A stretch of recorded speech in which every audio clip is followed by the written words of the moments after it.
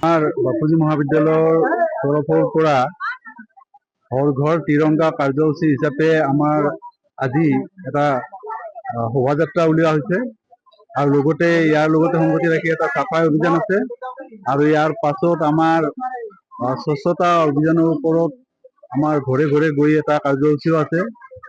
আজিৰ আমাৰ এইখিনি কাৰ্যসূচী বৰ্তমানলৈ এইখিনি। ছাত্ৰ ছাত্ৰী প্ৰায় 800 পৰা 900 ছাত্ৰ ছাত্ৰী অংশগ্ৰহণ কৰিছে এই কাৰ্যসূচীটোত আৰু ই সফলভাৱে ৰূপায়িত হৈছে। এই ৰেলীটো কিমান দূৰ গৈছে?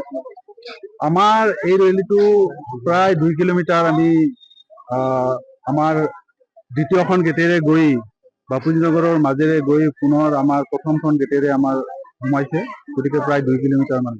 ইয়াৰ লগতে আমাৰ বাপুজী কলেজৰ NCC cadet, NSS cadet, NSS সদস্য সকলো আছে আৰু সমূহ ছাত্ৰ ছাত্ৰী ইয়াত অংশগ্ৰহণ কৰিছে।